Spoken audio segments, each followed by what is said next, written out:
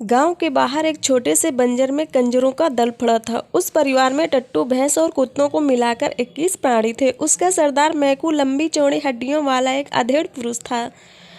दया माया उसके पास फटकने नहीं पाती थी। उसकी घनी दाढ़ी और मूंछों के भीतर प्रसन्नता की हंसी छिपी ही रह जाती। गांव में भीख मांगने के लिए जब कंजरों की स्त्रियां जाती तो उनके लिए मैकू की आज्ञा थी कि कुछ न मिलने पर अपने बच्चों को निर्दयता से गृहस्थ के द्वार पर जो स्त्री न पाठक देगी उसको भयानक दंड मिलेगा। उसे निर्दय झुंड में गाने वाली एक लड़की थी और एक बांसुरी बजाने वाला युवक। ये दोनों भी गा बजाकर जो पाते वह मैकू के चरणों में लाकर रख देते। फिर भी गोली और बेला की प्रसन्नता की सीमा न थी। उन दोनों का नित्य संपर्क ही उनके लिए स्वर्गीय सुख था। इन घुमक्कड़ों के दल में ये दोनों विभिन्न रुचि के प्राणी थे। बेला भेड़िन थी। माँ के मर जाने पर अपने शराबी और अकर्म पिता के साथ वह कंजरों के हाथ लगी।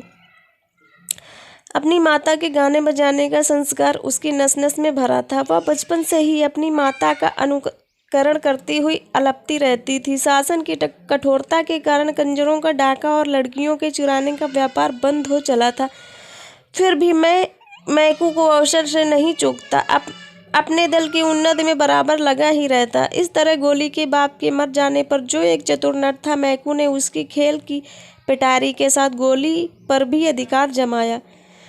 गोली मुहर तो बजाता ही था, पर बेला का साथ होने पर उसने बांसुरी बजाने में अभ्यास किया। पहले तो उसकी नट विद्या में बेला भी मनोयोग से लगी, किंतु दोनों को भानुमति वाली पिटारी धोकर 2-4 पैसे कमाना अच्छा ना लगा। दोनों को मालूम हुआ कि दर्शक उसे खेल से अधिक उसका गाना पसंद करते हैं। दोनों का झुकाव इस ओर हुआ। पैसा भी मिलने लगा और नवागंतुक भारियों के कंजरों के दिल में प्रतिष्ठा बढ़ी।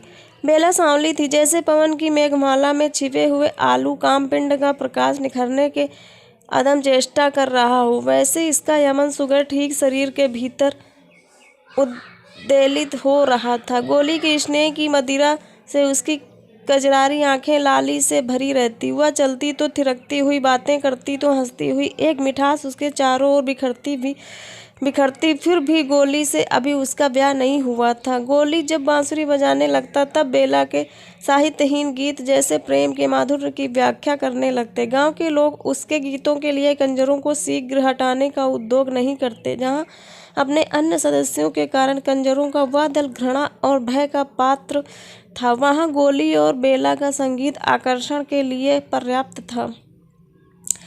किंतु इसी में एक व्यक्ति का अवांछनीय सहयोग भी आवश्यक था। वह था भूरे।